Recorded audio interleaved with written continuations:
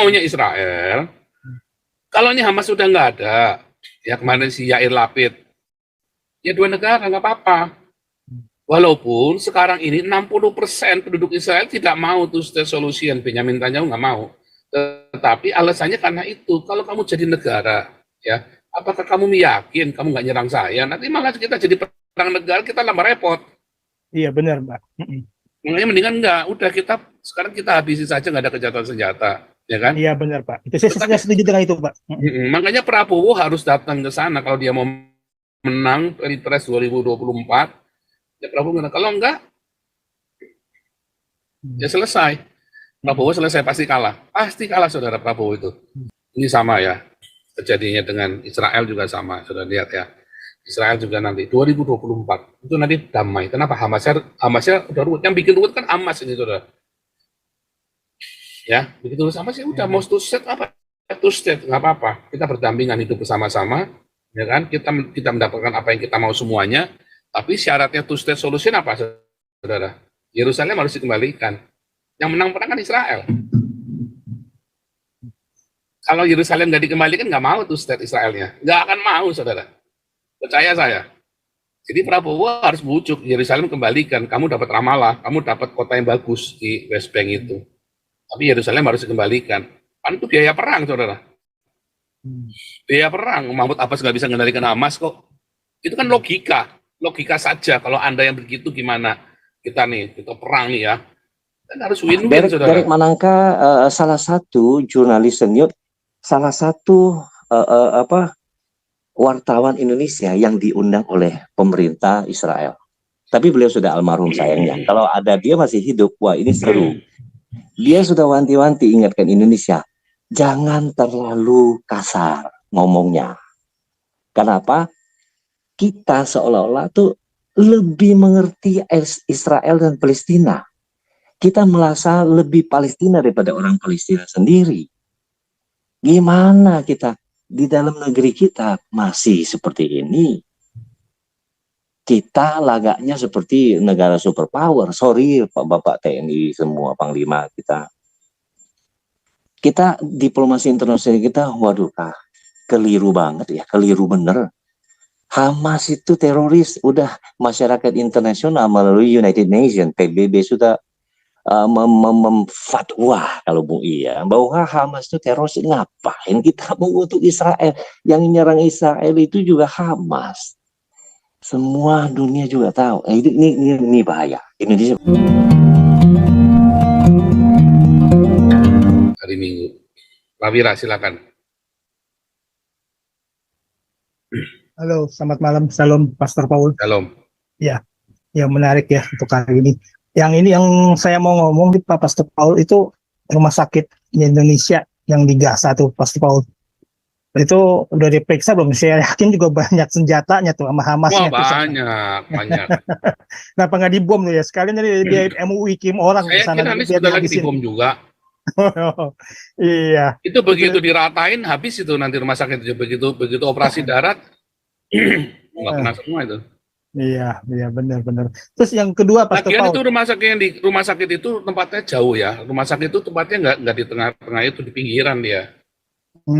Gitu. Nggak di kota, nggak di pinggiran dia. Iya. Iya.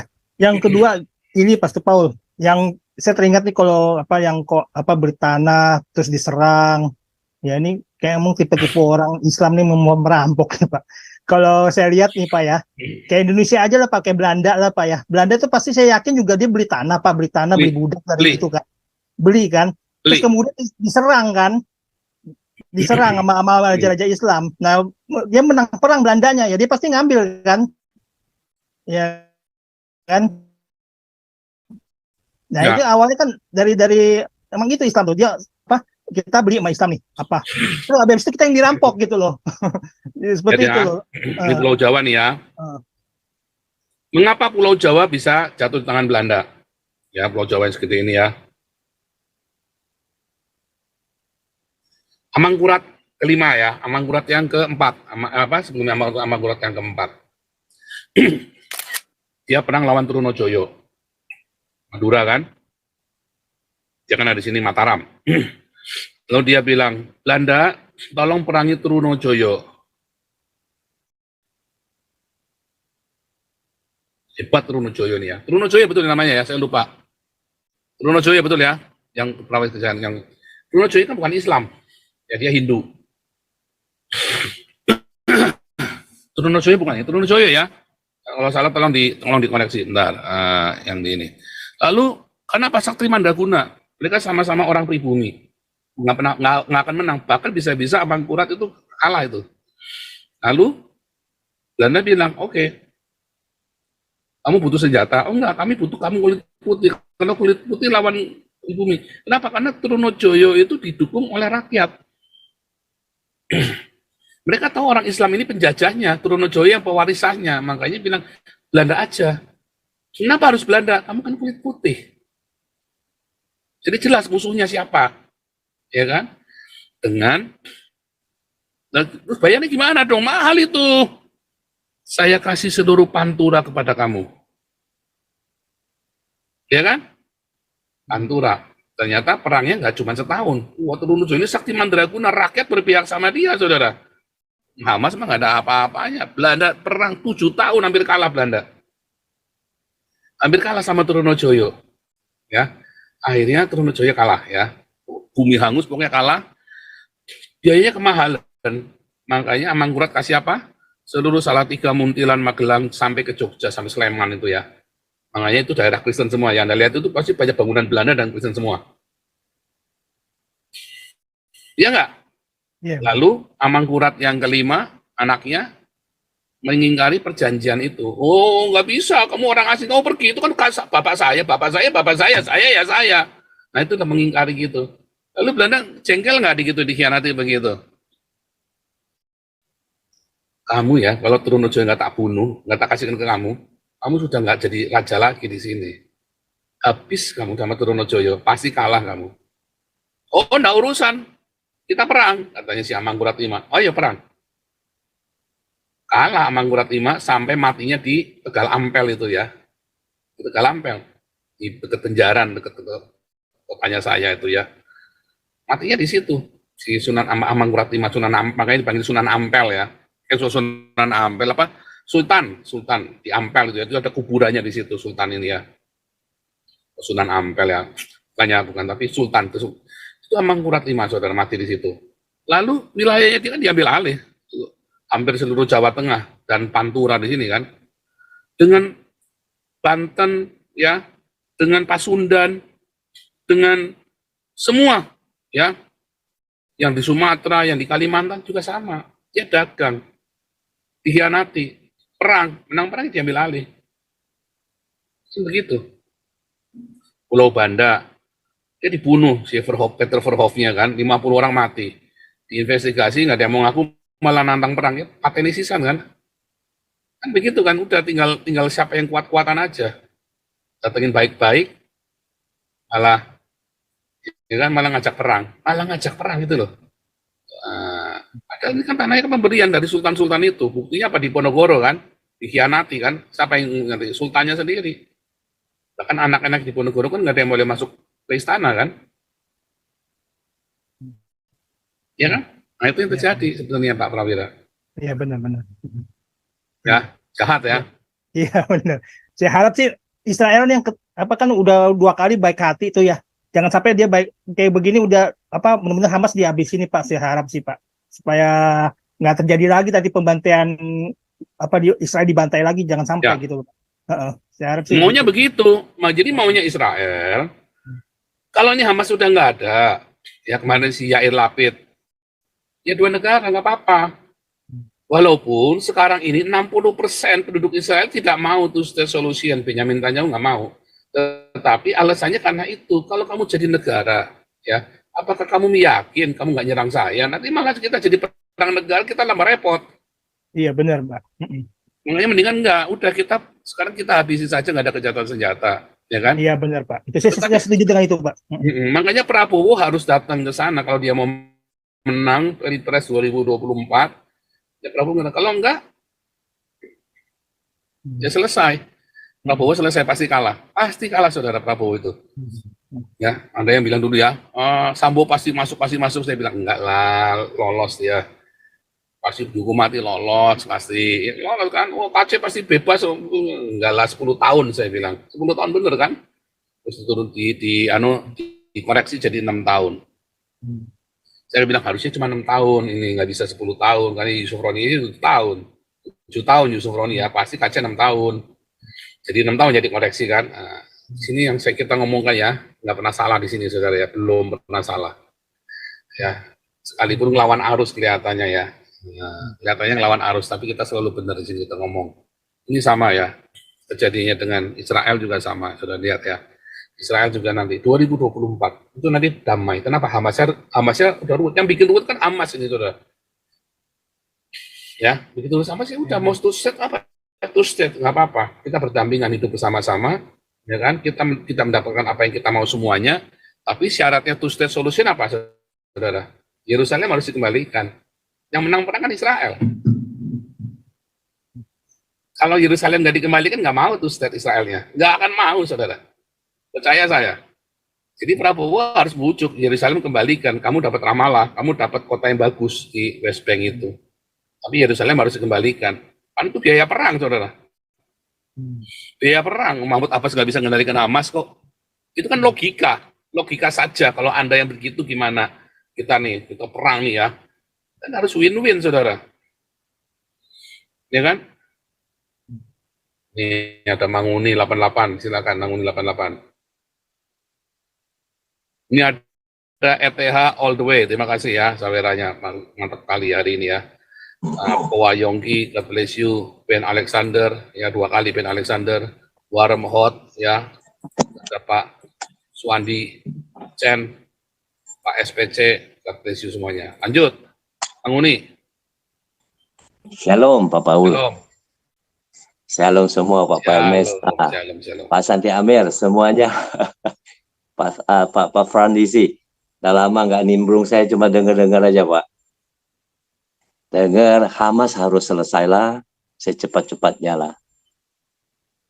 Nah, selesai seperti Pak Paul bilang, two state solution itu sejak awal sudah ditawarkan. Cuman itu Oki itu nggak setuju.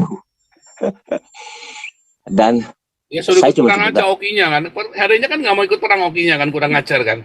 Ini mereka mana berani Pak Paul, mereka manfaatkan aja Hamas.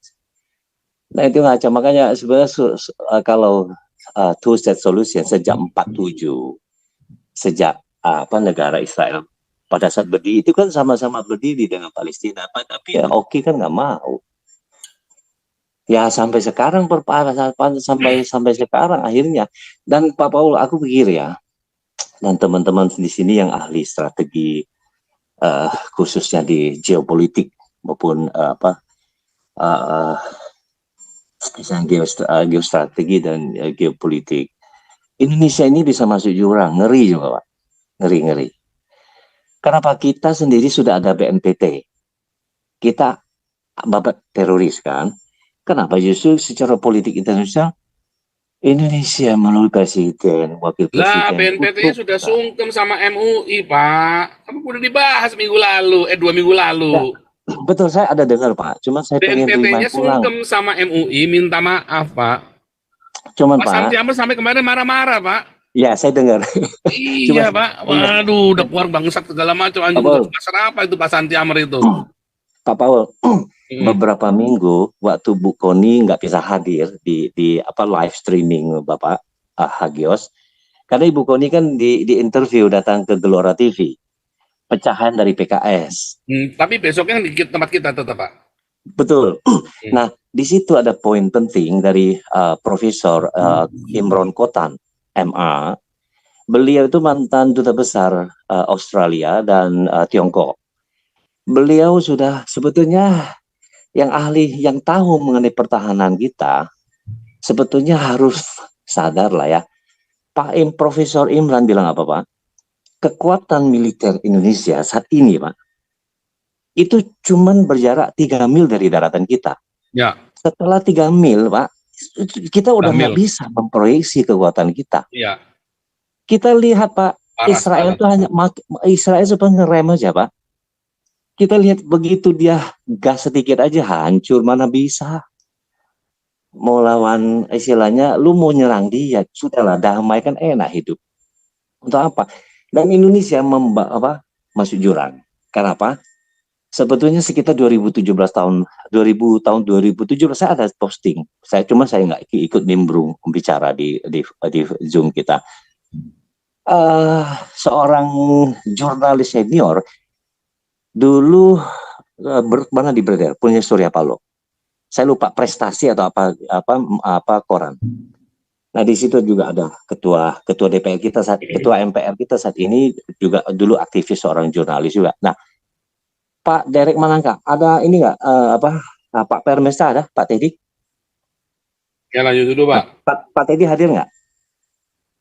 Ya lanjut dulu aja Pak. Ya Derek Manangka salah satu jurnalis senior, salah satu wartawan Indonesia yang diundang oleh pemerintah Israel. Tapi beliau sudah almarhum sayangnya. Kalau ada dia masih hidup, wah ini seru. Dia sudah wanti-wanti ingatkan Indonesia, jangan terlalu kasar ngomongnya. Kenapa? Kita seolah-olah tuh lebih mengerti Israel dan Palestina. Kita merasa lebih Palestina daripada orang Palestina sendiri. Gimana kita di dalam negeri kita masih seperti ini? Kita lagaknya seperti negara superpower. Sorry Bapak TNI semua Panglima kita. Kita diplomasi internasional kita, waduh keliru banget ya, keliru bener.